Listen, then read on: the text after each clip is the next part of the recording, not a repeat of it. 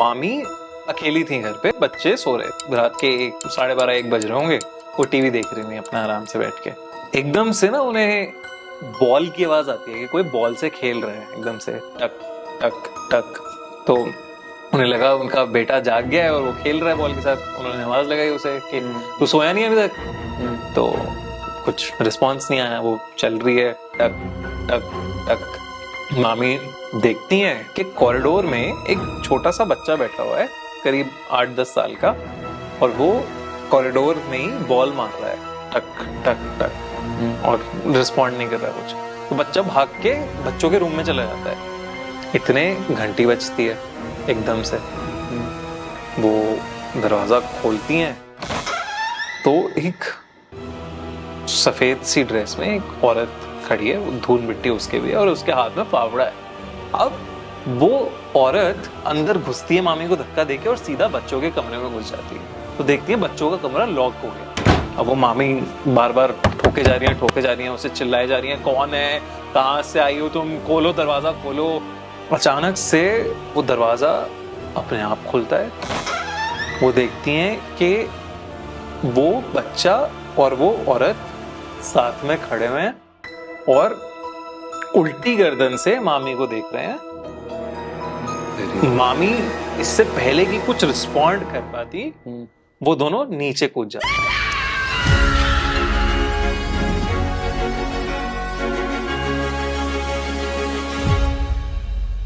नमस्कार दोस्तों, स्वागत है आप सभी का आज के इस पॉडकास्ट में। और डिस्क्लेमर दे रहा हूं मैं पॉडकास्ट शुरू होने से पहले, वो ये है कि आज का ये पॉडकास्ट कमजोर दिल वालों के लिए बिल्कुल भी नहीं है, क्योंकि आज जो हमारे गेस्ट हैं वो इंडिया के one of the most popular horror story जो बताते हैं। उनका चैनल है यूट्यूब पे खूनी मंडे के नाम से। तो आज वैसे रात का समय हो गया है तो थोड़ा डर भी लग रहा है पॉडकास्ट करते हुए। स्वागत करता हूं दिव्य भाई का। तो स्वागत है दिव्य भाई आपका आज की इस बैठक में। Thank you so much Satendra भाई, बड़ा मजा आ रहा है मुझे बैठक में। आज बढ़िया आपकी चेयर है और फील आ रही है पूरी बैठक की। भूतों को आज यही बुलाएंगे आज पक्का। और पहले तो आज तो मेरे को भाई की शक्ल देखते ही लग रहा है पीछे से कोई भूत निकल के आएगा, है ना? अरे नहीं, कहा मैं इतना डरावना कहा हूँ, इतना नहीं, आप प्यारा सा तो हूँ मैं। भाई बहुत प्यारे हैं। और सच कहूं तो बहुत ही शॉर्ट नोटिस पे ये मुलाकात हुई, तो आपका शुक्रिया इतने शॉर्ट टाइम पे समय देने के लिए। सबसे पहला सवाल, क्या भूत होते हैं? मैं तो डेफिनेटली मानता हूँ कि होते हैं। मैं बचपन से ही इस चीज को मानता हूँ कि स्पिरिट्स होती हैं, अच्छी भी होती हैं, बुरी भी होती हैं, लेकिन होती जरूर है। और जो आपकी जर्नी थी, क्योंकि आप इस फील्ड से नहीं थे, आप कॉमर्स ग्रेजुएट हैं। हाँ। और कहाँ कॉमर्स का एक स्टूडेंट इस भूतों वाली दुनिया में आ गया, उसके पीछे की कहानी क्या है? कहानी तो यही है कि बचपन में कुछ एक किस्सा हुआ था मेरे साथ। मतलब मैं 5th क्लास में था और घर के सामने एक पेड़ था, और उस पेड़ में ना मुझे चीजें दिखती थी अलग अलग। अच्छा, वो पीपल का पेड़ था? पीपल का पेड़ था। तो अब वो पीपल का पेड़, तब बचपन में नहीं समझ आता कि पीपल का पेड़ है क्या है। वो मेरे लिए तब एक बड़ा सा पेड़ था बस वो। जिसमें से मुझे कभी कभी ऐसे लगता था चमगादड़ निकल रहे हैं, मुझे ऐसा लगता था काले साए चल रहे हैं इधर से उधर।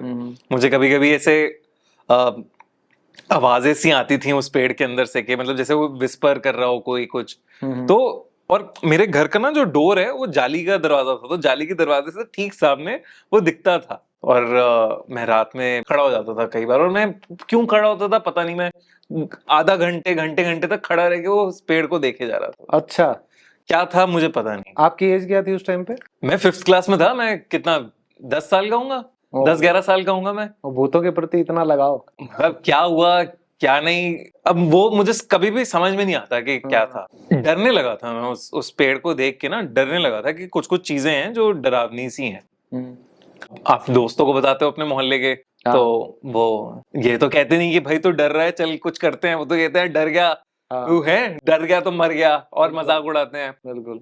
तो आप और डर जाते हो फिर कि अरे अलग मजाक उड़ा रहा है। तो ऐसे ही मैं नेबर के एक घर था, मतलब मॉम डैड भी थे साथ में।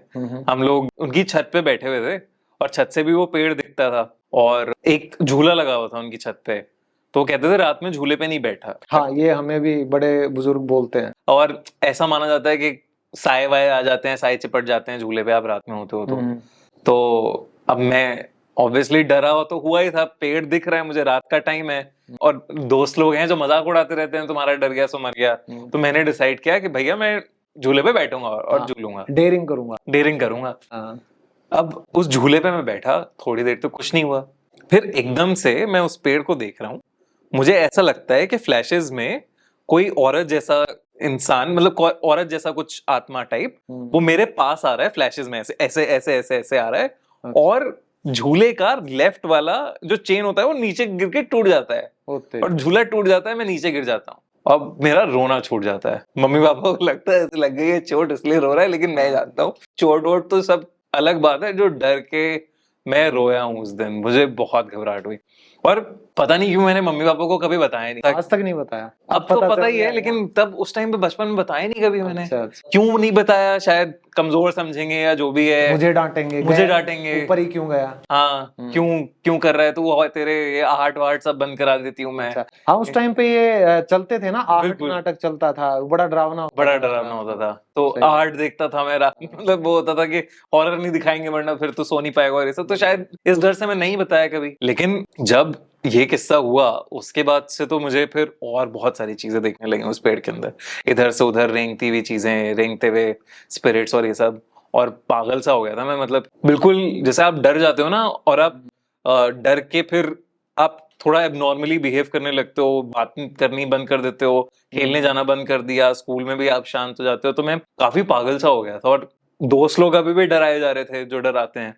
तो फिर एक दिन मैंने डिसाइड किया कि अब नहीं, अब हो गया बस, अब डरना नहीं, अब डराना है, अब डरना नहीं है, हाँ अब डरना तो नहीं है। तो कैसे ना डरे इंसान, सबसे पहले वही आता है, भूत पिशाच निकट नहीं आवे महावीर जब नाम सुना, बजरंगबली। तो मैंने हनुमान चालीसा याद करी, ओके, और फिर मैं हर दिन हनुमान चालीसा पढ़ते हुए स्कूल जाता था। शुरू में सुबह सुबह हनुमान चालीसा सुबह पढ़ता था, रात में पढ़ता था, और मैंने उस खिड़की के पास जाके, मतलब उस दरवाजे के पास जाना बंद कर दिया, देखना बंद कर दिया बिल्कुल। पहले इंटेंशनली देखते थे या कुछ खिंचाव महसूस होता था? मतलब इंटेंशनली तो मैं क्यों ही आधा घंटे एक घंटे तक एक ही जगह खड़ा होकर मैं देखूंगा, कुछ तो लगता था कि मुझे कुछ है, कुछ हो रहा है, हाँ कुछ दिख रहा है, या ऐसा लगता था कुछ है, तो वो था। तो मतलब अभी मैं ऐसे उसे हंस रहा हूँ, मैं ऐसे हंसी है, लेकिन वो समझ सकते हैं, डरावना ऐसे अभी भी फील होता है मुझे कि हाँ ये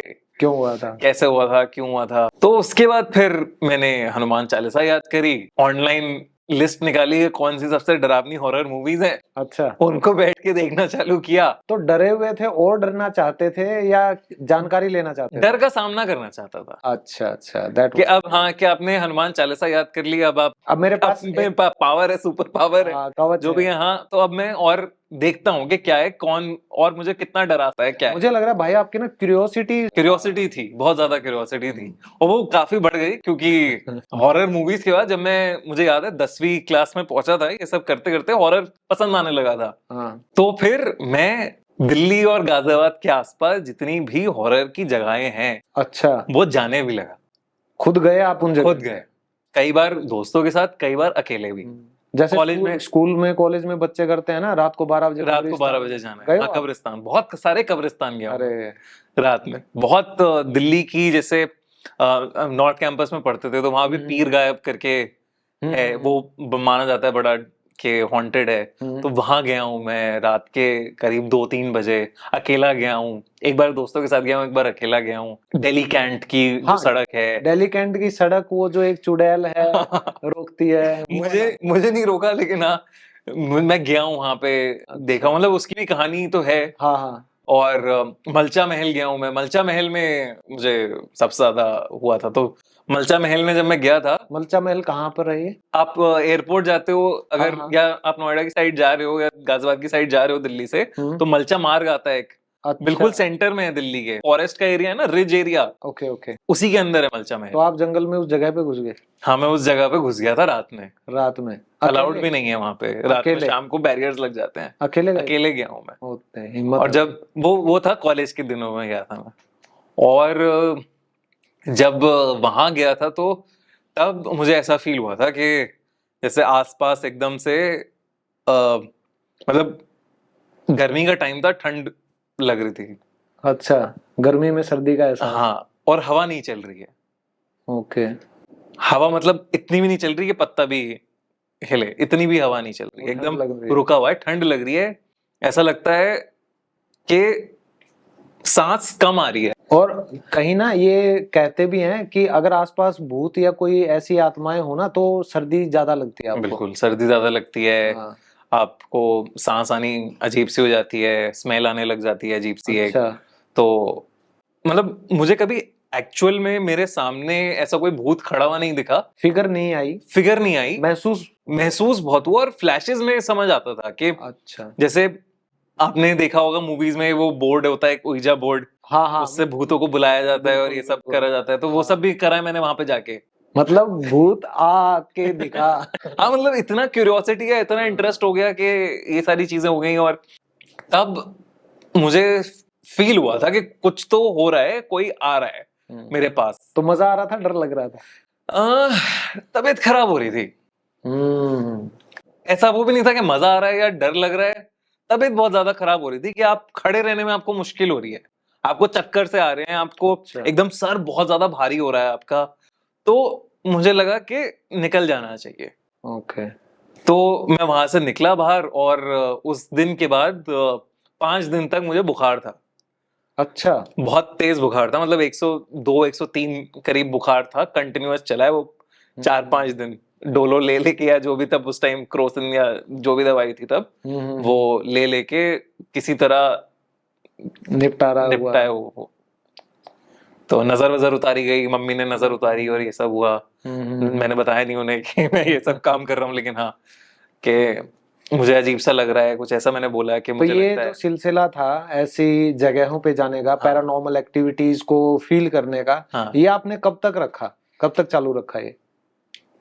तभी तक मुझे लगता है, तभी उसके बाद मैं 1-2 जगह शायद और गया हूँगा, बट मैंने फिर अपने आप को खींच लिया इससे बाहर। और तब हम कॉलेज में थिएटर बहुत ज्यादा करने लगे थे, नाटक करते थे, तो ये स्टोरी टेलिंग वाला पार्ट तब आ गया, कहानियां सुनानी या बतानी चीजें ऐसे नरेटिव स्टाइल में लोगों को। तो उस तरफ ज्यादा रुचि हो गई थी मेरी, तो मैं वहां चला गया, और फिर हॉरर कहीं पीछे छूट गया था। फिर जब हम वापस कुछ साल बाद आए कि हमने कहा कि एक हॉरर स्टोरी सुनी जाए, तो मैंने YouTube पे सर्च किया एक हॉरर स्टोरी के लिए, लेकिन मुझे दिखा नहीं कि कोई ढंग की उस लेवल की जो मैंने फील करी है, जो मैं ढूंढ रहा हूँ, कोई बना नहीं रहा। तो मैंने कहा वही करा जाए, वही शुरू करा जाए, हॉरर स्टोरीज ही शुरू करी जाए सुनानी। तो इस तरीके से मैं हॉरर में घुस गया। और वो जो दिन था जिस दिन आप डरे थे, क्या वो मंडे का दिन था? अब वो मुझे नहीं पता।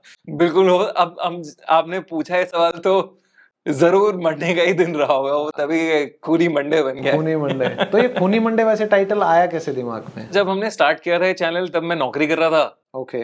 और मुझे लगा कि सबके लिए मंडे खूनी होता है, सैटरडे संडे की छुट्टी के बाद। सही बात है। चाहे वो स्कूल हो, चाहे कॉलेज हो, या चाहे ऑफिस हो, नौकरी करने वाले कि मंडे आ गया फिर से। अब मैंने कहा इसको मंडे को ही इंटरेस्टिंग बनाया जाए और मंडे को हॉरर स्टोरी सुनाई जाए लोगों को, तो खूनी मंडे वहां से आया। तो वैसे वीकेंड पे करते तो लोग ज्यादा डरे रहते, वैसे नहीं?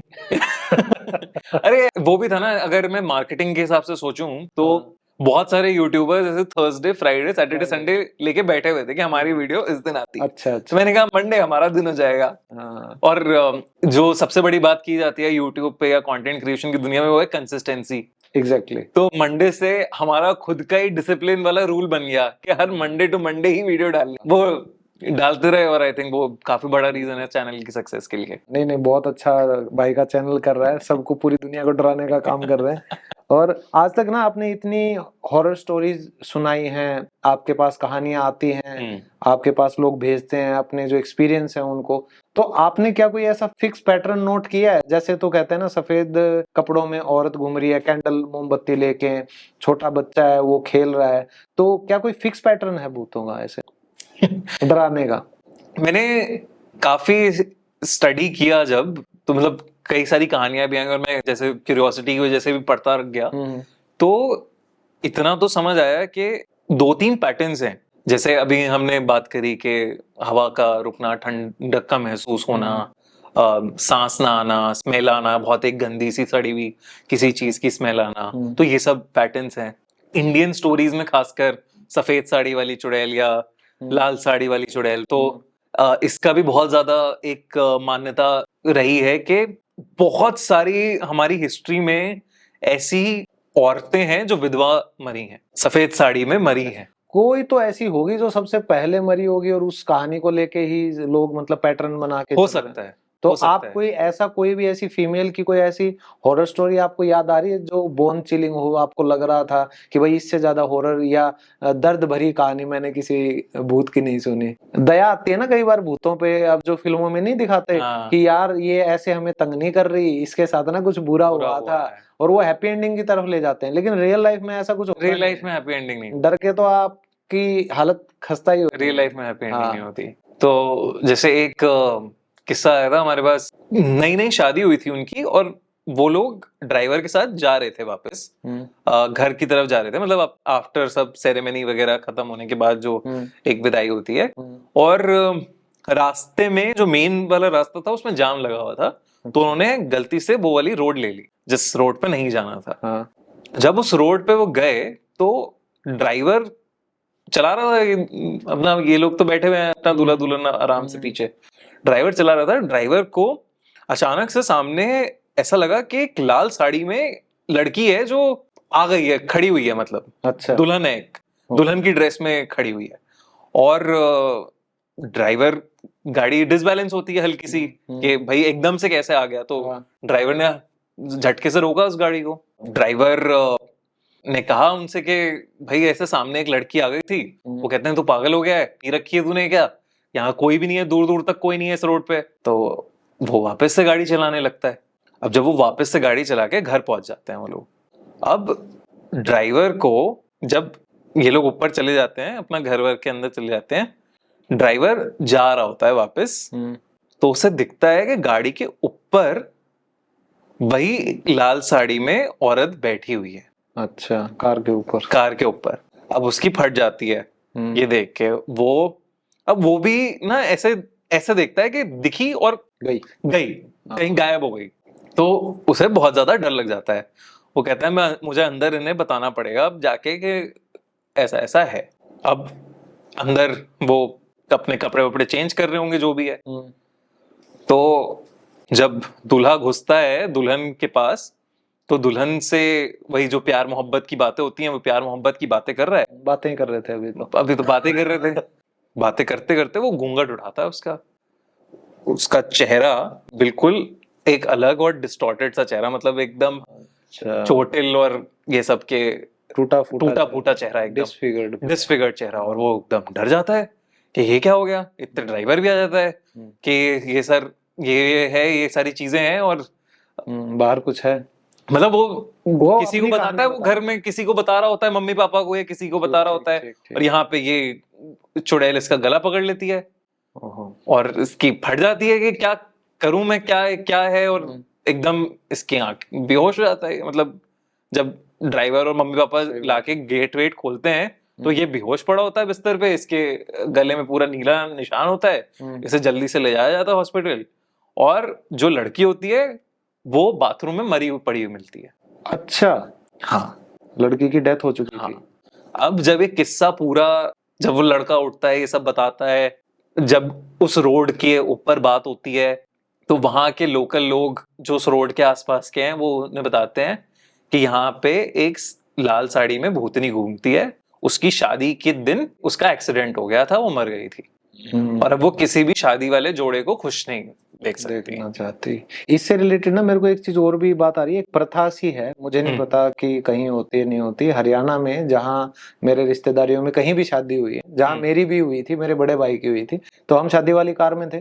तो क्या करते हैं लड़की वाले ना, एक नारियल कुछ ऐसा देते हैं कि जैसे ही आप उस गांव की दहलीज से बाहर निकले, उस नारियल को आप फोड़ दें, उस नारियल को चढ़ा दें, और उसके बाद आप क्रॉस करें, नहीं तो ना जाएं। तो हो सकता है कि ये चीजें कहीं ना कहीं हर जगह मैटर करती हों, हर जगह कहीं ना कहीं ये चीजें अप्लाई करती होंगी ऐसी। बिल्कुल, बहुत सारे मतलब ऐसे एरिया हैं या श्राप हैं जहाँ कुछ ना कुछ तो ये सब चलता ही रहता है। जैसे एक गांव है जहाँ रक्षाबंधन नहीं मनाते हैं लोग, यूपी का एक गांव है। अच्छा, 100 साल से वहां रक्षाबंधन नहीं मनाते हैं क्योंकि एक श्राप मिला हुआ है, क्योंकि एक भाई ने राखी पे अपनी बहन को मार दिया था, उसका भूत घूमता रहता है वहां पे कि अच्छा, रक्षाबंधन नहीं मनेगा वरना सब मरेंगे यहाँ पे। ओके। और जैसे आपकी वो कहानी भी बहुत ज्यादा पॉपुलर हुई थी आपके चैनल पे, स्त्री स्त्री कल आना। स्त्री तो कल आना। उसका कंसेप्ट क्या रियल में कहीं था या ये इमेजिनरी है? नहीं नहीं, इमेजिनरी नहीं है, ये बहुत रियल कहानी है ये। अच्छा। जैसे आपने शायद सुना हो, इधर दिल्ली की साइड में काला बंदर होता था, हाँ मंकी मैन, हाँ है ना। तो बिल्कुल। जैसे उसकी हवा फैली थी, लोगों ने देखा था उसे, हम्म, बहुत सारे लोगों ने बताया था कि हमने ये महसूस किया है, ये मारा है, हाँ घाव दिखाए हैं। हाँ। तो ऐसी सेम कहानी स्त्री वाली कहानी भी थी। तो कर्नाटका के गांव में जहां ये वाली बात फैल गई, तो एक रिपोर्टर गया वहां पे थोड़ा तहकीकात करने की, भाई क्या चल रहा है। तो वेंकट नाम था उसका, वो गया वहां पे, तो उसने देखा कि लोग अपने घर के बाहर नालेबा लिख रहे हैं। नालेबा नालेबा नालेबा का मतलब हिंदी में होता है कल आना। कल आना। अच्छा। ओ स्त्री मूवी वालों ने ऐड कर दिया, हाँ नालेबा का मतलब था कल आना। कल आना। तो वो कह रहा है ये सब क्या लिख रहे हैं लोग घर के बाहर। शाम होने लगी थी, लोग दुकानें बंद करके अपना घर में जा रहे थे सब लोग। तो उसने किसी पुजारी को पकड़ लिया वहां पे, उससे पूछा कि भाई क्यों कर रहे हैं ये सब। तो उसने कहा कि एक औरत है जो रोज रात में आती है और गांव के मर्दों को लेके जाती है। अच्छा। तो उसने कहा ये कौन सी बात है कि गांव के मर्दों को लेके जाती है। कहते हैं हाँ वो जाती है और दरवाजा खटखटाती है रात में आपका, आपकी नींद उठेगी उससे, ऑब्वियस सी बात है। और वो खटखट जो है वो औरतों को सुनाई नहीं देती है। अच्छा। वो सिर्फ आदमी लोगों को सुनाई देती है। ओके। मतलब जब आप दरवाजा खोलते हो तो आपके वो सामने होती है और वो इतनी सुंदर होती है, आदमी हाँ आप उसके वश में आ जाते। आदमी कहता है चाहे चुड़ैल है मेरे को ले चल। हाँ, तो वो ले जाती है और तब से वो आदमी गायब है, वो मिलते नहीं यार, और टिल डेट वो मिले नहीं आदमी जो गायब हुए हैं। तो उसने ये कहानी बताई उसको, और पुजारी ने कहा कि इसलिए लोगों ने कल आना लिख दिया है, नालेबा लिख दिया है, जिससे वो आज ना आए कल आए, क्योंकि उसे मना नहीं कर सकते। ठीक है। बस उसे यही लॉजिक था कि आप कह सकते हो कि कल आ जाओ। तो क्या आज तक भी ऐसा ही है या उसका कुछ फिर निवारण या कुछ इलाज भी हो? बहुत सारे लोग आज भी नालेबा लिखते हैं। वाह भाई वाह। भाई तो अपने अपने घरों के आगे नालेबा लिखो। नालेबा लिखो। चुड़ैल तो थोड़ा मारे कम से कम। फिर वो फेज आउट हो गई। हाँ। तो पुजारी तो ये कह के निकल गया। अब हो गई शाम, अब रिपोर्टर फंस गया है वहां पे, है ना। रिपोर्टर भाई साहब अब जा रहे हैं अपने स्कूटर से वापस, तो रोड पे जाते हुए उनका स्कूटर हो जाता है खराब। अच्छा। अटक जाता है वो कोशिश कर रहा होता है जब स्कूटर चलाने का, वो देखता है स्कूटर के शीशे में कि उसके पीछे कोई एक लड़की सी झूल रही है हवा में, मतलब हवा में है। अच्छा। ठीक है, और वो पीछे मुड़ के देख रहा है तो कोई नहीं है।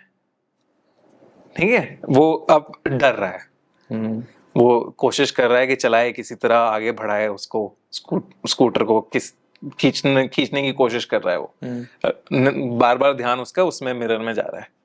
अब उसे छन छन की आवाज आ रही है जैसे जैसे वो स्कूटर आगे लेके जा रहा है। अच्छा जी।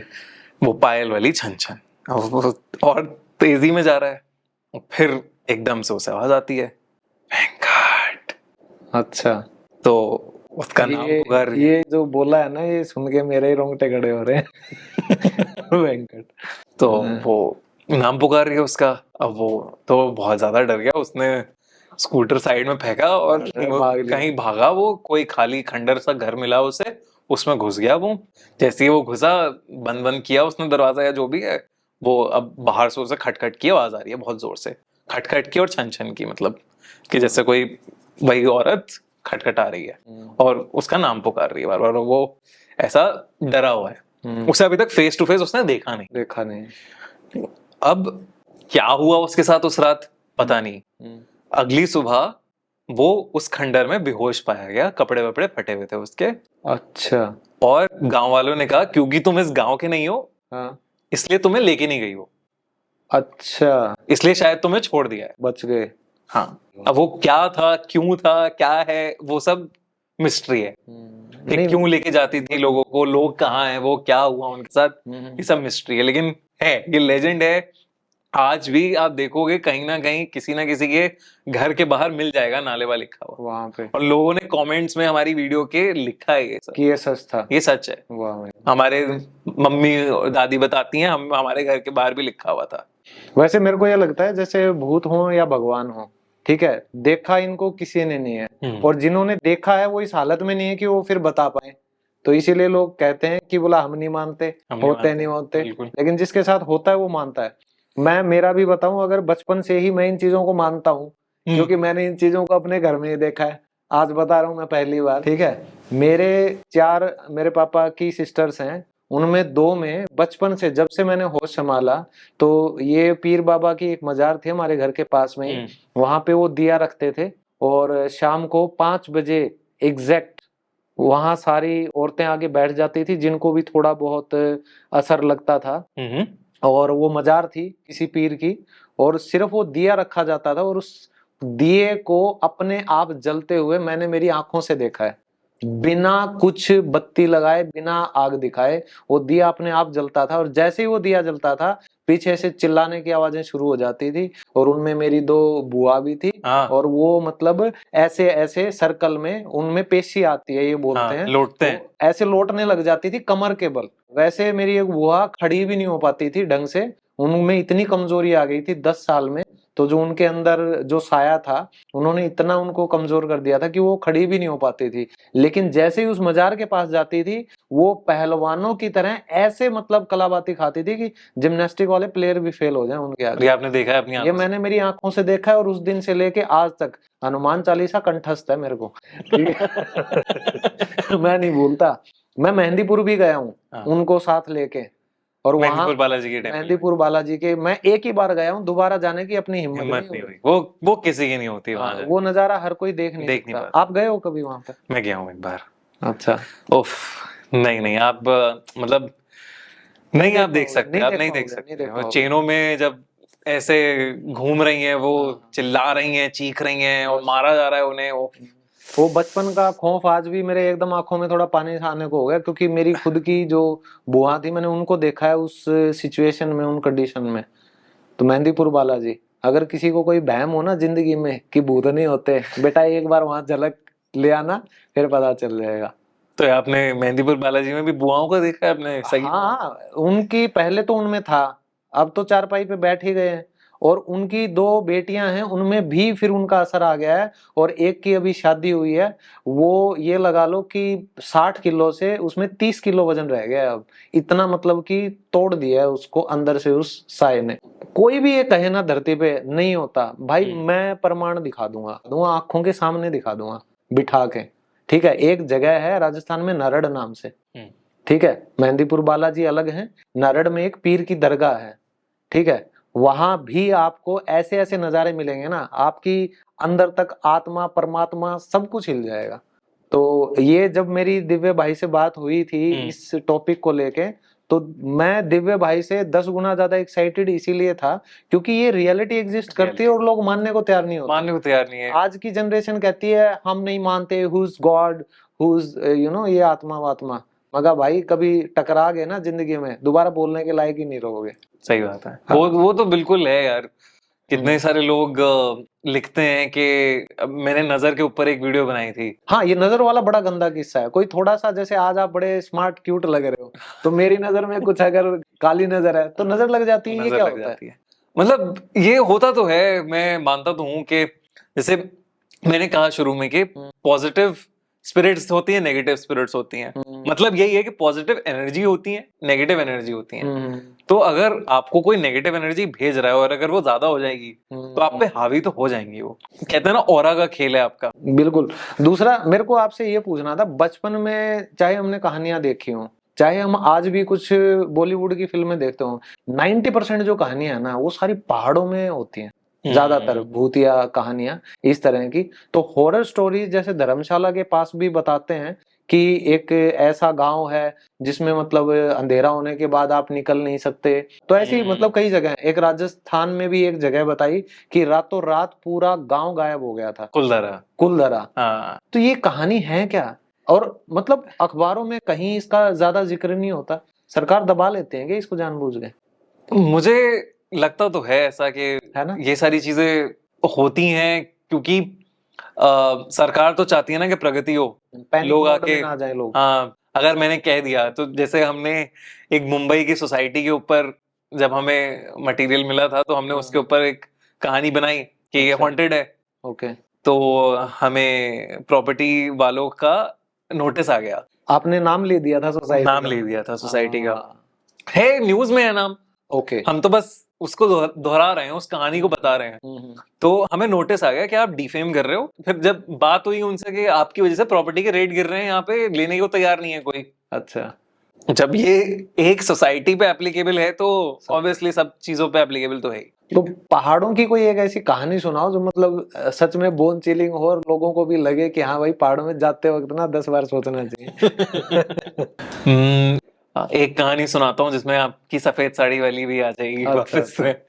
तो मनाली जा रहे थे दो दोस्त, वीकेंड में अपना, जैसे लॉन्ग वीकेंड आ गया तो अपना चले गए। अब वहां पे निकले तो रास्ते में ना बहुत तेज बारिश शुरू हो गई है और उन्हें लोग कह रहे हैं कि मत जाओ, अभी बहुत तेज बारिश है। अब जोश आ जाता है तो आ जाता है कि भाई जाएंगे, विजिबिलिटी कम है, बारिश तेज पड़ रही है बहुत ज्यादा, चला रहे हैं वो गाड़ी आगे चला रहे हैं, एडवेंचर है, एडवेंचर है, चल रही है। अब एक पॉइंट ऐसा आता है जहां पे बिल्कुल चल ही नहीं पा रही उनसे गाड़ी। तो वो सोचते हैं कि चलो चाय वाय की टपरी ढूंढते हैं और वहां पे चाय वाय पीते हैं। तो वो साइड में खड़ी करते हैं गाड़ी अपनी और चाय वगैरह पीने लगते हैं। गाड़ी में बैठे हैं, शीशे वीशे नीचे करके चाय का वेट कर रहे हैं। अब एकदम से उनके शीशे पे टक टक होता है जोर से और वो देखते हैं तो एक औरत खड़ी है वहां पे, सुंदर औरत है, सुंदर लड़की है। ये हमेशा सुंदर क्यों होती है? अब ये नहीं पता यार। हाँ, और वो भीगी हुई है पूरी, अच्छा, सफेद साड़ी में है। अच्छा, सोने पे सुहागा, सोने पे सुहागा, हाँ, सत्यम शिवम सुंदरम एकदम हाँ, बोला। हाँ। वो कह रही है मुझे लिफ्ट दे दो थोड़ी आगे तक की। तो वो तो मना करता है, जिसकी गाड़ी होती है कि नहीं रहने दे भाई, वो है दोस्त कहता है नहीं नहीं भाई बिठा ले, बिठा ले, आगे छोड़ देंगे। तो चाय वाय पी के वो सब बिठाते हैं और थोड़ा बारिश वारिश थोड़ा कम होती है, आगे जाने लगते हैं वो। फिर जैसे अब वो बैठी हुई है गाड़ी में तो जिस दोस्त की तबीयत अचानक से खराब होने लगती है, उसे सर दर्द होने लग जाता है, एकदम हो जाता है। तो ये कहता है तेरा मौसम का ऐसी हाल है, तेरे से हो नहीं पाएगी ट्रिप वगैरह। कह रहा है अरे नहीं यार, कुछ और है, मुझे कुछ अजीब सा फील हो रहा है, मतलब भारी हो रहा है सर, अजीब सा भारी हो रहा है और पहाड़ वाला भारी नहीं है, कुछ और है ये।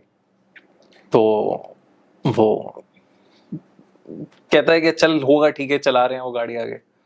अब वो लड़की ना वो बोल नहीं रही है कुछ, उससे पूछा कुछ तो उसने बताया नहीं कि क्या है कौन है। उसने कहा बस मैं पास के गांव में रहती हूँ और बस यहीं पे आना जाना मेरा लगा रहता है। तो अब चल रही है गाड़ी, चल रही है। अब वो एकदम से अचानक से बोल पड़ी कि मैं अभी यहाँ पे हफ्ते भर पहले भी आई थी और उस दिन के बाद मैं अब आई हूँ यहाँ पे। तो अजीब, और ऐसा ना जैसे बोलचाल की भाषा नहीं है, बड़ी अजीब सी तरीके से बात कर रही है। मैं अभी 7 बरस पहले आई थी, रोबोटिक, हाँ रोबोटिक टाइप की कुछ चल रही है। अब उसकी वहां पे तबीयत खराब हो जा रही है कि भाई तू गाड़ी रोक दे, उल्टी सी आ रही है मुझे, तू थोड़ा सा गाड़ी रोक दे, मुझे उल्टी करनी है। अब अचानक से क्या होता है कि वो गाड़ी चला रहा है तो उसे दिखता है कि उसके सामने बारिश हो रही है, तो उसके सामने वही सफेद साड़ी वाली लड़की खड़ी हुई है जो गाड़ी में पीछे बैठी है। उसकी गाड़ी डिसबैलेंस होती है, वो उसके आर पार हो जाता है एकदम से। वो देखता है कि वो बंदी साइड में पहाड़ी के नीचे गिर गई है, ठीक है। और यहाँ पे वो रियर व्यू मिरर में देख रहा है पीछे कि उसका पूरा चेहरा खून में लथपथ है, पूरी जो वाइट वो है पूरा खून खून खून बह रहा है और उसका सर घूमता है, वो गाड़ी घुसती है पहाड़ के अंदर, एक्सीडेंट होता है उसका और बहुत भयंकर दोनों को चोटें आती हैं। जब उन्हें होश आता है तब उन्हें ये सब इस कहानी का पता चलता है, और वो जो कहती है कि मैं हफ्ते भर पहले आई थी, तो हफ्ते भर पहले एक लड़की उस पहाड़ से गिरकर मरी थी, गाड़ी के आगे आ गई थी वो। अच्छा। तो ऐसे पहाड़ों पे सफेद साड़ी वाली लड़की को तो बिल्कुल भी लिफ्ट नहीं दो भाई, लिफ्ट मत दो भाई, ये सच है। फिर पहाड़ों की बात करी जाए तो एक गांव है बेमनी गांव, तो वो माना जाता है कि इंडिया का सबसे ज्यादा हॉन्टेड गांव है वो। इंडिया का सबसे ज्यादा? हाँ, उस गांव को श्राप मिला हुआ है, Okay. प्रेतों का श्राप है उस गांव पर। तो मतलब अगर कोई अपना, आप देखोगे कि वहां पे दीवार पे सर ठोक रहा है तो जैसे मेहंदीपुर बालाजी का हाँ। बस वैसा ही है, लेकिन कोई चेनों से नहीं बंधा है।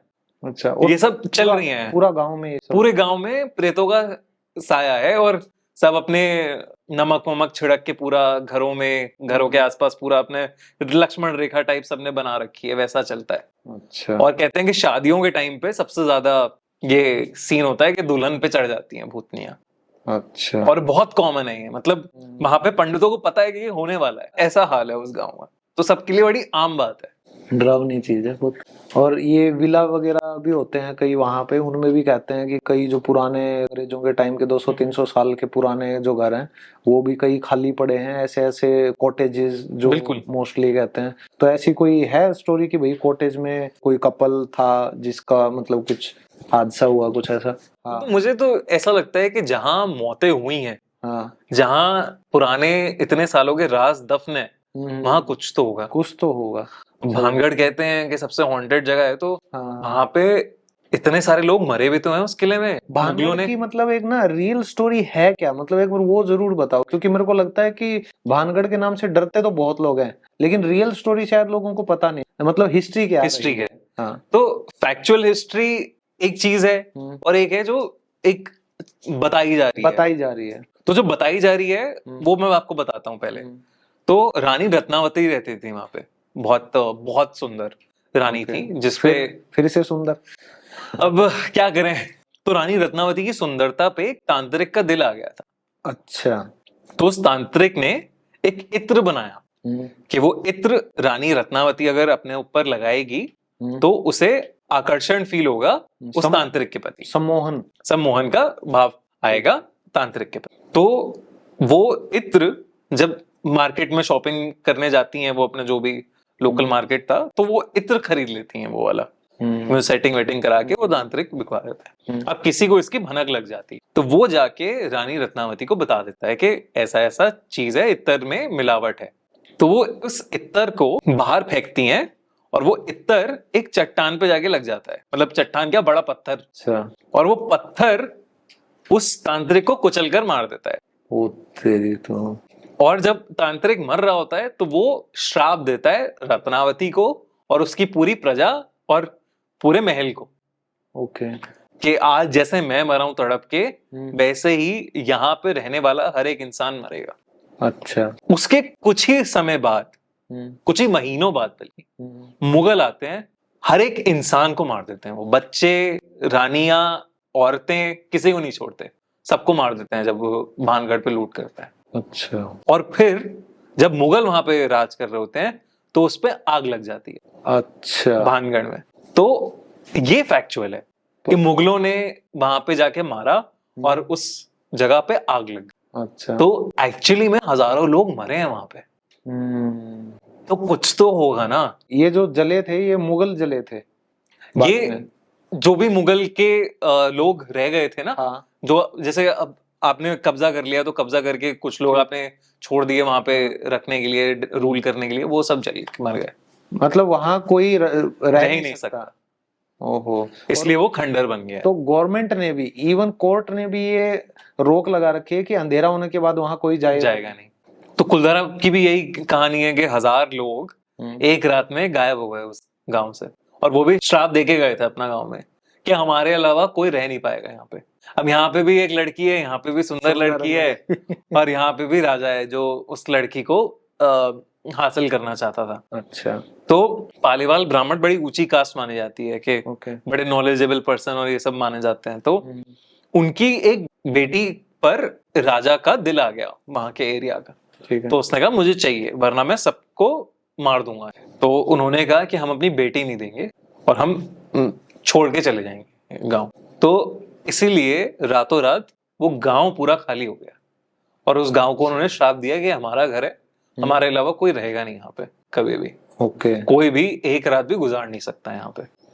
और कुलधारा की तो इतनी कहानियां हैं, इतनी लोगों ने विटनेस की हैं अजीब अजीब चीजें, एक्सपेरिमेंट करके देखे होंगे उन्होंने बहुत सारे, मतलब हाँ।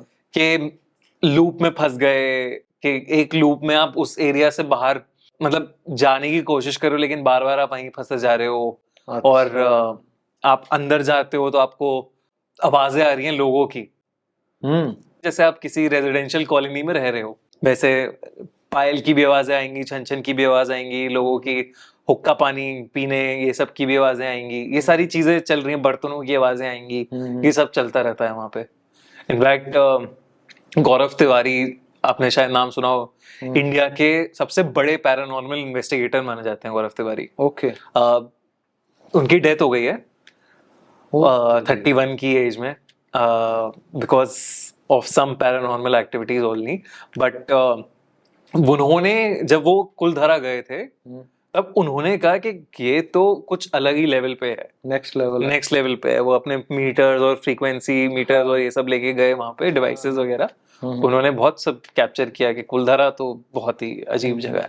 ये मतलब कुछ जो ये साइंटिस्ट होते हैं ना, ये कुछ ये जो पैरानॉर्मल एक्टिविटीज को जो रिसर्च करते हैं उनके पास इंस्ट्रूमेंट्स होते हैं ऐसे जो कि फ्रीक्वेंसी मेजर करते हैं कि भाई यहाँ पे कुछ ऐसी एनर्जी है या नहीं है। तो मतलब जैसे भानगढ़ हो गया, कुलधारा आप बात कर रहे हो, तो ये मतलब प्रूवन चीजें हैं कि यहाँ पे सच में कुछ ऐसी चीज है। अब मतलब लोग कितना भी कह लें अरे हम तो गए थे, हमने तो एक रात बिता ली, अब कर लो तुम्हें जो करना है। अरे यार ठीक है, नहीं हुआ तुम्हारे साथ, बहुत अच्छी बात है तुम्हारे लिए। अब तुम्हें नहीं पता कि क्या होना है क्या नहीं होना, और अभी नहीं पता कि क्या तुम्हारे अंदर वो चीज घुस भी चुकी हो और तुम्हें कुछ सालों बाद उसका रिजल्ट दिखाई दे। सही बात है।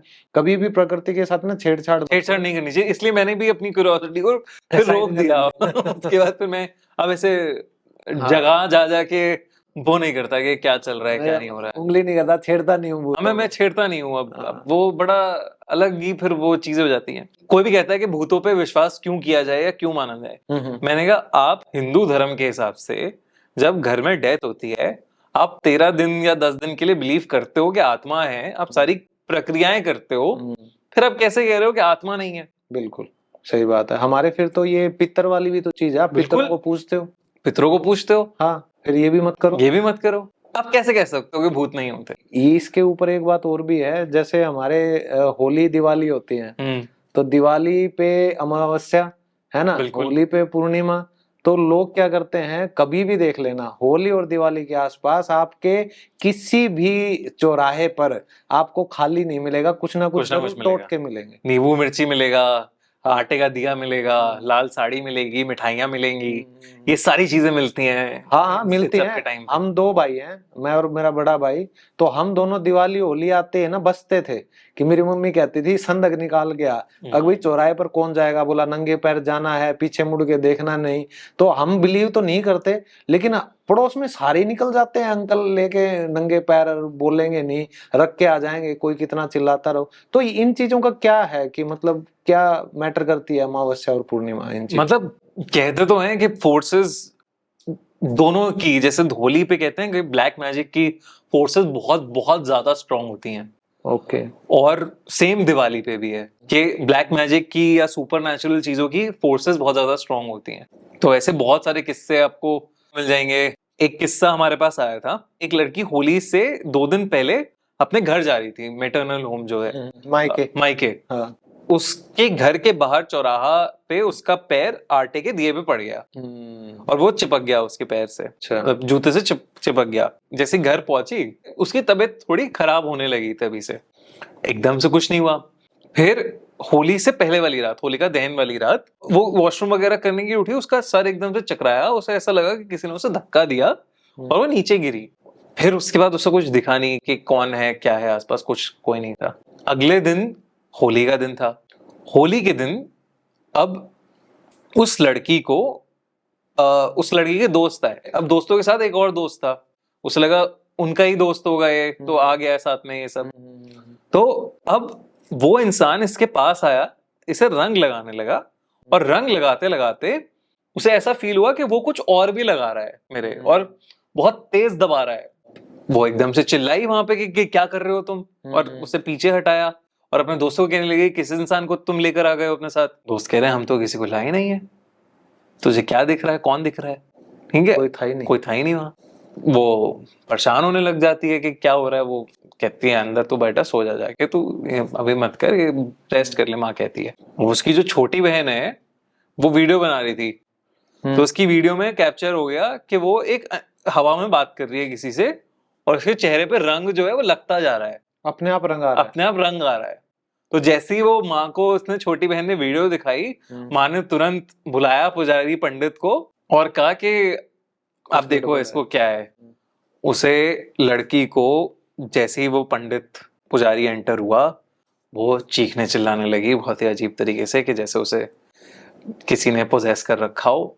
चीजें फेंकने लगी जोर जोर से, उसे बांधा गया बेड से, और फिर कुछ कपड़ा लिया गया उसका, कपड़े को आग में जलाया, और जैसे जैसे वो जल रहा था वो चीख रही थी दर्द के मारे कि तड़प रही हो। अच्छा। और वो पूरा जला है, वो लड़की बेहोश हुई। उसके बाद जब उसे होश आया तब वो जाके ठीक हुई है, और उसने कहा कि किसी ने बहुत ही बुरा काला जादू कर रखा था इस पर, और काली आत्मा ने आके किया में कर रखा था। हाँ, अब कोई परेशान नहीं करेगा आपको। और इसके जो भी पिछले 2-3 दिन इसने जो भी कपड़े पहने हैं, जो भी सारी चीजें हैं, इसकी सब आप जला दो या दान में दे दो। यही तो होता है कि चौराहे पर वो क्या सामान है, आप पे कोई काला साया है तो वो आपने बाहर रख दिया है, कि कोई और आपका साया लेके चला जाए, बुरी बलाएं लेके चला जाए आपकी। तो मुझे एक बात समझ नहीं आती, जब हम अच्छाई और बुराई की बात करते हैं, मैं ये मेरे मम्मी पापा से भी पूछता था कि भाई मान लो हमारे साथ बुरा हुआ है या किसी ने कुछ कर दिया, और हम अपना जो भार है वो उतार के हम चौराहे पे रख रहे हैं, और हमारी वजह से कोई इनोसेंट या कोई निर्दोष उसके साथ वो चीज हो जाती है, तो क्या फिर हम क्या कर रहे हैं, हम भी गलती कर रहे हैं? एक तरह से हाँ, लेकिन फिर दूसरी तरह से ये आप सोचो कि शायद एक कर्म है, किसी और के कर्म है। अब अच्छा, जो जिसके भी जिंदगी में आएगा वो लेके जाएगा, क्योंकि आप के हाथ में नहीं है कि आप किसी को चोट पहुंचा पाओ। मतलब आपको पहुंचानी है तो अलग बात है, लेकिन अगर आप नहीं चाहते तो हाँ, जानबूझ के तो आपके हाथ में तो है नहीं कि आपने किसी को चुना है कि हाँ भैया तुम ही हो जो ये सब करोगे या क्या है। बट लेकिन जब तक हमारी नहीं चली थी ना, जब तक मम्मी पापा मतलब हमारे ऊपर हावी थे, तब तक तो हमने करा मजबूरी में। लेकिन जिस दिन से थोड़ा सा हुआ ना, मैंने उस दिन से लेके आज तक मैं कभी चौराहे पे नहीं गया। मैंने कहा कुछ अगर मेरे साथ गलत होना है हो जाएगा, मैं अपना भार उतार के मैं किसी निर्दोष को मैं तकलीफ नहीं दे सकता। तो अपने भगवान को मानो, और मतलब चीजें कर्मों के अकॉर्डिंग चलती रहेंगी। इसलिए मुझसे बड़े सारे लोग पूछते हैं कि आप इतनी सारे भूतों की और इसकी बातें करते हो, तो क्या होता है। मैं तो ये कहता हूँ कि मैं हर हफ्ते अपनी नजर उतरवाता हूँ। अच्छा, हाँ, वही अपना पुराना फॉर्मूला, नमक, राई के दाने और लाल मिर्च, वो आप उतारते हो। हाँ, लेकिन आप उसमें किसी का बुरा नहीं कर रहा। हाँ, ये अच्छा है, ये करना भी चाहिए, ये ठीक भी है। इसमें ये है ना कि आप एक मैनिफेस्टेशन के बारे में आपने बात सुनी होगी, लॉ ऑफ अट्रैक्शन की हम बात करते हैं। तो आपका तो काम ही यही है कि आप मतलब भूतों के बारे में बात करते रहते हो, सोचते रहते हो, आप काम कर रहे हो उस चीज के ऊपर। तो जिस चीज को इतनी शिद्दत से चाहो वो आगे कंधे पे बैठ जाएगा तो फिर दिक्कत हो जाएगी ना। तो आप तो बिल्कुल सही कर रहे हो। तो आप ये इतनी सारी जो रिसर्च करते हो, तो क्या मतलब कहीं से आपको कहानियां मिलती भी हैं? क्या ये सच्ची होती है, मतलब फैक्ट्स के साथ आती हैं कई बार आपके पास? इनको ना फैक्ट्स के साथ भेजना बड़ा मुश्किल काम है ना। अगर किसी के साथ एक्सपीरियंस भी हुआ कोई, तो वो अपना एक्सपीरियंस बता सकता है। वो एक आध मुझे फोटोज भेज देते हैं कभी कभी लोग, लेकिन ऐसा कुछ फैक्चुअल चीज कोई प्रेजेंट नहीं कर पाता। तो इंस्पिरेशन फिर मिलती कैसे? आप कैसे इस चीज को एनालाइज करके और फिर सोचते हो? क्योंकि देखो मोस्टली चीजें तो सच्चाई होती हैं जो आप बता रहे हो बहुत जगह की, लेकिन क्या फिक्शन भी आप इस चीज में देखते हो या सारी नॉन फिक्शन है? हमारी जितनी भी कहानियां है उसमें से 65% 70% में कहूंगा कि असली कहानियों पे ही बेस्ड है। अच्छा।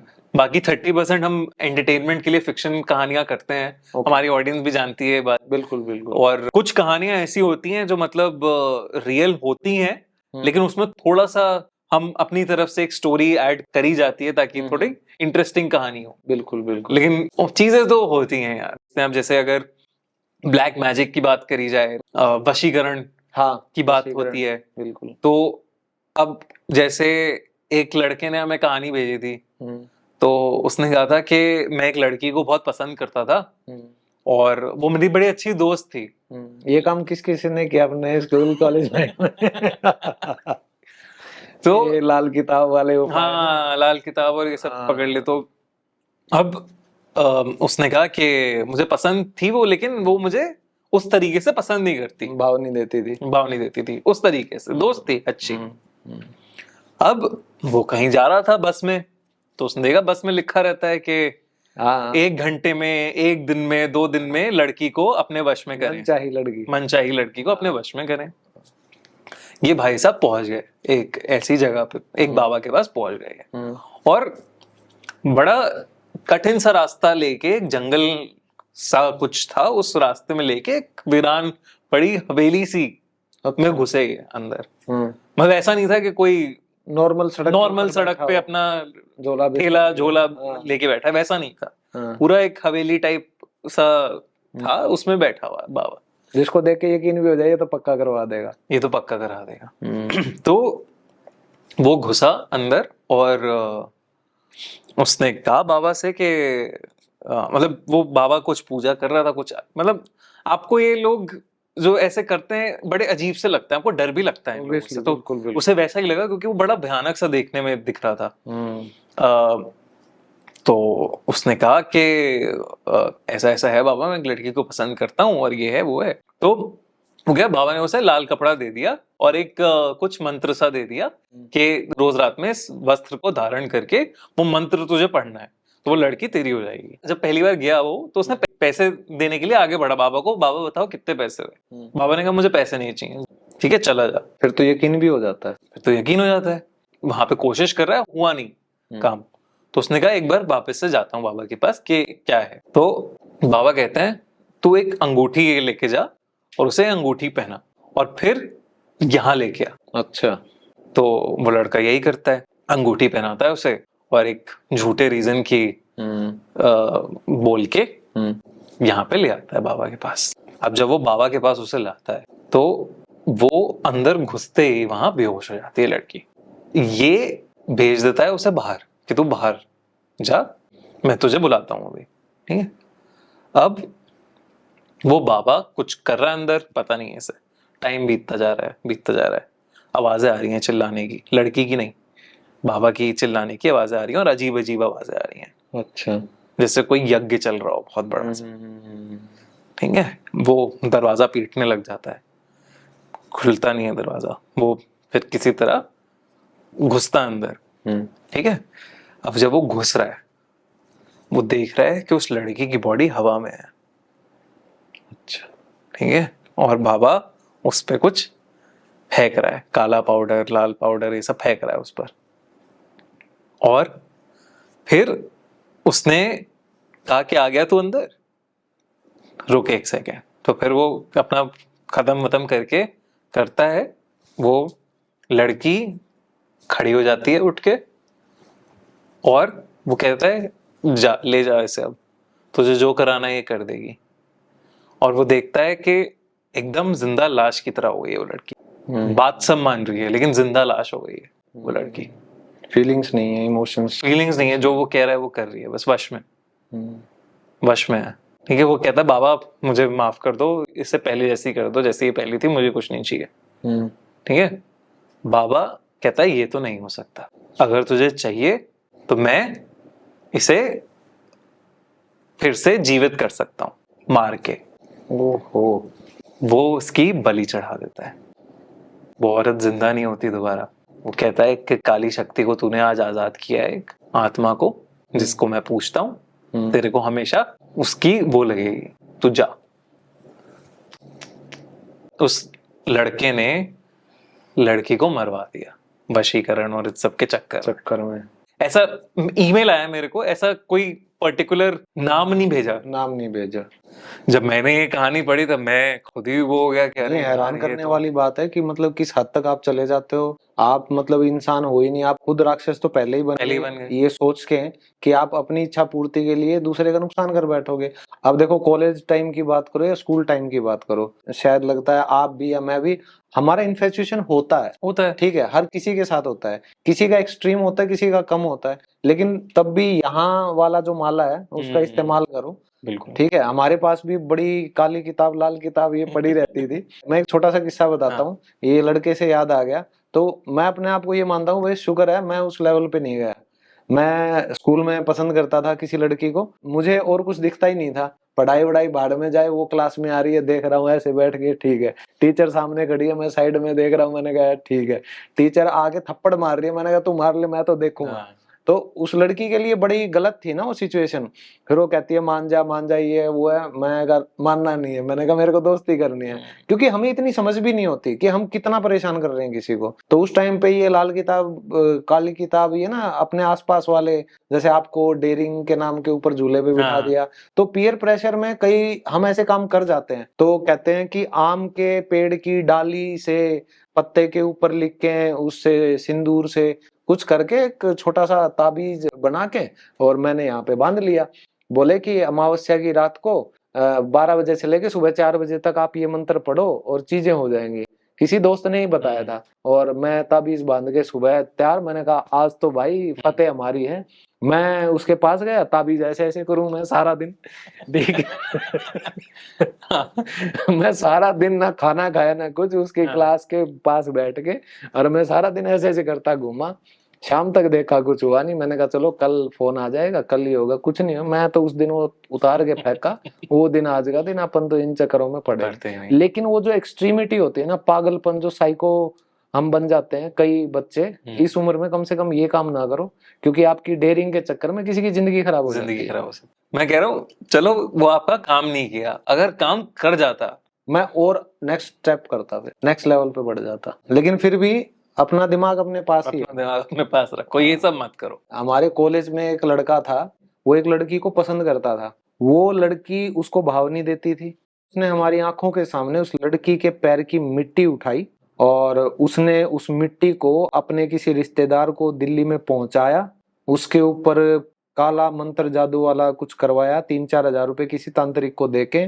और उसके 2 दिन बाद, जो आप कह रहे हो ना, एक तरीके से उस लड़की को खुद समझ नहीं आया उसके साथ हुआ क्या। ये तो हमारी आंखों देखी बात है। वो उस लड़के के प्यार में पागल होगी। उसको हर जगह वही दिखता था। बोली कहाँ है वो, कहाँ है, मेरे को बात करनी है उससे। रोने लग जाती थी, कहाँ है वो, मेरे को दिखाओ एक बार। फिर हमने उसको कहा, मैंने कहा यार तू पागल है, तैने ये कर दिया। बोला भाई अपने तो, बोला ये तो नंबर 10वां है इसका, इससे पहले अपन ये वो। लेकिन उस लड़के के साथ पता है क्या हुआ फिर? प्रकृति के साथ आप खेल रहे हो ना, उसके शरीर में ऐसी तकलीफ हो रखी है, ऐसी तकलीफ हो रखी है कि बस उसी को पता है उसका दर्द। तो अगर आप कुछ अननेचुरल करोगे तो ये मत सोचो कि आपको जीत मिल गई है, उसकी हार भी दूर नहीं है। बिल्कुल। वो आपको परिणाम उसके भुगतने पड़ेंगे। मतलब आप काला जादू कर रहे हो तो आप देखो ना किस चीज की हेल्प ले रहे हो। हाँ, आप काली शक्तियों की हेल्प ले रहे हो, काली आत्माओं की हेल्प ले रहे हो, तो वो भी तो आपसे वापस से कुछ चाहिए ना उन्हें। एग्जैक्टली, वो डबल मांगती हैं आपसे। नेचर से खिलवाड़ करोगे तो भाई मैं एक चीज और आपसे पूछना चाह रहा हूँ कि पर्सनल, आपने तो पैरानॉर्मल एक्टिविटी तब करनी छोड़ दी। अब जैसे आपके फ्रेंड सर्कल में या आप इस फील्ड में हो, आप कुछ ऐसे किस्से कहानियां तो सुनते रहते होगे ना, जो आपको एकदम लगता है कि भाई ये तो रियल है और ये ऐसा हो कैसे गया, मतलब आप भी हैरान हो जाओ। कोई ऐसी लेटेस्ट स्टोरी आपको ध्यान हो जिसको सुन के आपको एकदम से अंदर से वो होता है ना, रोंगटे से खड़े हो गए हो, तो वो कोई बताओ एक बार। एक किस्सा मेरे मामा मामी के साथ हुआ है, तो वो तो काफी मुझे खतरनाक लगता है, क्योंकि मैं उस घर में रहा हूँ, उनसे मिला हूँ जाके। मेरे मामा मामी शिफ्ट हुए थे बॉम्बे में एक फ्लैट में, और उस फ्लैट में शिफ्ट होते ही ना उनके बड़े बेटे की तबीयत काफी खराब रहने लगी थी, और मामा की टूरिंग जॉब थी, वो अपना इधर उधर टूर करते रहते थे, कुछ कपड़ों का रिलेटेड काम था उनका। एक बार मामी अकेली थी घर पे, बच्चे सो रहे थे, रात का टाइम था, रात के 12:30-1 बज रहे होंगे। वो टीवी देख रही थी अपना आराम से बैठ के। एकदम से ना उन्हें बॉल की आवाज आती है कि कोई बॉल से खेल रहा है एकदम से, टक टक टक। तो उन्हें लगा उनका बेटा जाग गया है और वो खेल रहा है बॉल के साथ। उन्होंने आवाज लगाई उसे कि तू सोया नहीं अभी तक? तो कुछ रिस्पॉन्स नहीं आया। वो चल रही है, टक टक टक। मुंबई में आपको पता ही है कि फ्लैट्स कैसे हैं, कि डब्बे टाइप होते हैं थोड़े। तो आपका ड्राइंग रूम इधर है, उसके बाद एक पतला सा कॉरिडोर और फिर बाकी सारे रूम्स हैं। तो मामी उठती हैं, देखती हैं कि कॉरिडोर में एक छोटा सा बच्चा बैठा हुआ है, करीब 8-10 साल का, और वो कॉरिडोर में ही बॉल मार रहा है, टक टक टक, और रिस्पॉन्ड नहीं कर रहा कुछ। वो एकदम से मामी को लगता है ये किसका बच्चा आ गया है, कहाँ से आ गया है। वो देखती है उसे, तो धूल मिट्टी में होता है वो बहुत ज्यादा। तो मामी एकदम से डोर वोर खोल के देखती हैं कि कहीं बाहर से तो नहीं आ गया, कोई किसी का बच्चा आ गया है, क्या है। अब उन्हें समझ ही नहीं आ रहा है कि क्या है। वो वापस से डोर से वापस कॉरिडोर में उस बच्चे के पीछे भागती हैं, तो बच्चा भाग के बच्चों के रूम में चला जाता है। अच्छा। अब जब वो बच्चों के रूम में जाता है तो मामी उसके पीछे पीछे आती हैं। अब बच्चे सो रहे हैं, अंधेरा है कमरे में। वो ढूंढ रही है उसे कि कहाँ गया, कहीं दिख नहीं रहा है, कहीं नहीं मिल रहा है। वो कोने में देख रही है, बेड के नीचे देख रही है, साइड में देख रही है, बाथरूम में देख रही है, कहीं नहीं मिल रहा है। फिर वो बच्चों की अलमारी खोल रही हैं, देख रही हैं। बच्चों की एक स्लाइडिंग अलमारी है, वो स्लाइड करके खोलती हैं, वो देखती हैं बच्चा वहां पे एकदम से चढ़ के आ जाता है उनके ऊपर और फिर बाहर भाग जाता है। उन्हें समझ नहीं आ रहा है कि क्या चल रहा है। वो बाहर जाती हैं और उस बच्चे को फिर से ढूंढ रही हैं, वो मिल नहीं रहा है कहीं। इतने घंटी बजती है एकदम से। वो दरवाजा खोलती हैं तो एक सफेद सी ड्रेस में एक औरत खड़ी है, धूल मिट्टी उसके भी, और उसके हाथ में फावड़ा है। अच्छा, ठीक है। उन्हें उसे लगता है कि इन्हीं का बच्चा होगा जो आके यहाँ पे घूम रहा है। वो उससे बोलती है कि तुम हम बच्चा छोड़ गई हो क्या अपना, कहाँ से आई हो, ये कौन है। वो बोल रही है इतना, वो उसे मामी को धक्का देती है और अंदर घुस जाती है। और मामी को अब समझ आ रहा है कि कुछ तो भाई गड़बड़ है। मतलब अब आपका जो की घंटी बजी, हाँ, आपका जो लॉजिकल दिमाग है वो अब इस चीज को और नहीं एक्सेप्ट कर पा रहा है कि ये कुछ अजीब ही चल रहा है, ये सुपर नेचुरल कुछ चल रहा है। क्योंकि उसकी बंदी की जो लड़की है उसकी आंखें अलग हैं। अच्छा, उसकी आंखें नॉर्मल नहीं है। लेकिन वो धूल मिट्टी में उन्हें लगा बच्चा इसका है, वो इतना सब केओस में उन्हें समझ में नहीं आ रहा है कि क्या है। अब वो औरत अंदर घुसती है मामी को धक्का देके और सीधा बच्चों के कमरे में घुस जाती है। और मामी इतने जाती हैं उठ के तो देखती हैं बच्चों का कमरा लॉक हो गया है। अब वो मामी बार बार ठोके जा रही हैं, उसे चिल्लाए जा रही हैं, कौन है, कहाँ से आई हो तुम, खोलो दरवाजा खोलो, बच्चे सो रहे हैं अंदर। उन्हें बहुत ज्यादा डर लग रहा है, पैनिक कर रही हैं वो। अचानक से वो दरवाजा अपने आप खुलता है। वो देखती हैं कि वो बच्चा और वो औरत साथ में खड़े हुए हैं बालकनी पे और उल्टी गर्दन से मामी को देख रहे हैं। मामी इससे पहले कि कुछ रिस्पॉन्ड कर पाती वो दोनों नीचे कूद जाते हैं। 7th फ्लोर पे रहती थी मामी। मामी की हालत खराब। मामी की क्या हमारी हो रही है समझे। तो मामी की हालत खराब। वो दोनों बच्चों को उठाती हैं, गाड़ी की चाबी लेती हैं, गाड़ी से वो अपने दोस्त के फ्रेंड के घर चले जाते हैं। Good decision. मामा को वो फोन करती हैं, बुलाती हैं वापस। रिसर्च करी जाती है, जब पूछा पाछा जाता है तो पता चलता है कंस्ट्रक्शन के टाइम पे 7वें माले से एक माँ और बेटा वहां से गिरकर मरे थे। अच्छा। और ये फ्लैट हॉन्टेड है। और वो 2 दिन के अंदर मुंबई में घर बदलते हैं अपना। बढ़िया घर। तो अब उस इंसिडेंट में जब वो बाद में सोचते हैं कि एक तो बच्चे की तबीयत खराब है, उसे डायग्नोस करा रहे हैं, कुछ डायग्नोस में नहीं आ रहा, कुछ नहीं पता लग रहा कि क्या चल रहा है। उस घर से निकलते ही बच्चे की तबीयत ठीक। एक बार मामी को रैशेज हो रहे हैं पीछे पीठ में, तो उन्हें लगता है कीड़े वीड़े या कुछ ऐसा मॉइस्चर या बॉम्बे के वेदर की वजह से ये हो रहा है। वो इग्नोर कर देती हैं ऐसे। लेकिन अब उन्हें समझ आ रहा है कि शायद वो रैशेज नहीं है, शायद वो निशान है किसी के। ठीक है, मेरे फादर मैकेनिकल इंजीनियर हैं और उन्हें मतलब अगर कुछ भी घर में चीज ठीक ना हो ना तो उन्हें आदत है कि वो पीछे लगे रहेंगे उसके जब तक ठीक नहीं होती। तो वो उनके घर पे रुके हुए थे उनके बाथरूम का ना एक नल है जो टप टप टप टप करता रहता है, वो अच्छा। ठीक ही नहीं होता। उन्होंने प्लम्बर बुला लिए, सब करा लिया, कुछ नहीं होता। पापा भी लग गए उसमें एक दिन, तो पापा को करते करते चोट लग गई, से खून भी आया, लेकिन वो पानी की टप टप बंद नहीं हुई कभी। ठीक है, अब क्या था उसमें क्या नहीं पता नहीं। फिर एक दिन रात का टाइम था, उनकी बेटी को पापा ने कहा कि आ जाओ, चलो सोने चलो, क्या कर रही हो तुम। तो उनकी बेटी आती है उनके पास, कहती है मम्मी भी तो टीवी देख रही हैं, आप मुझे क्यों नहीं देखने दे रहे हो। तो पापा कह रहे हैं झूठ बोल रही है तू, मम्मी तो नहा रही है। अच्छा। तो वो कह रही नहीं मैं झूठ नहीं बोल रही, मम्मी टीवी देख रही है, आप देख लो बाहर आके। वो कह रहे आजा तू सो जा चुपचाप। तो मतलब कोई और था वहां पे, कोई और था जो टीवी देख रहा था, वो नहीं थी। तो ये सब वो अब सब सोचते हैं तो उन्हें लगता है कि हाँ ये सारी चीजें थी, वो और फिर वो तार से तार जुड़ते हैं। वरना हम बिलीव ही नहीं करते कि हाँ ऐसा कुछ पॉसिबिलिटी भी है। हम पढ़े लिखे इतने हो गए हैं, हमें कुछ बिलीव ही नहीं करना है कि ये पॉसिबिलिटी है। हम हर चीज को साइंस से जोड़ देते हैं, नॉट पॉसिबल। लेकिन खुद के घर में जब ये चीजें होती हैं तो बंदा विश्वास भी करता है। और उसके बाद ये भी है कि जो भी आप ये कंटेंट बनाते हो, इसकी कहीं ना कहीं वैलिडेशन भी मिलती है कि ये सब चीजें हैं, बिल्कुल। तो ये वैलिडेशन तो मिली ही मिली। और आज के इस पॉडकास्ट से मेरे को इतनी ज्यादा संतुष्टि हुई है, इतनी ज्यादा वैलिडेशन मिली है। उम्मीद करता हूँ आप सबको भी बहुत एनग्रॉसिंग ये एपिसोड लगा होगा। और अगर आपको दिव्य भाई यानी अका खुनी मंडे दोबारा हमारे पॉडकास्ट पे चाहिए तो कमेंट में जरूर बताइएगा। और बहुत बहुत इंटरेस्टिंग था आज का ये सेशन। तो इस मास्टर जी की बैठक में मुझे तो बहुत मजा आया। मुझे भी। ऐसे ही आप लोग भी एंजॉय करते रहिए मास्टर जी की बैठक को। बहुत सारे अच्छे अच्छे पॉडकास्ट ला रहे हैं सतेंद्र भाई। Like share and subscribe. तो अगर आपको ऐसी ही और बैठकें चाहिए तो इस चैनल को सब्सक्राइब कर लें, लाइक करें, शेयर करें और जल्दी से जुड़ जाएं हमारी इस बैठक में।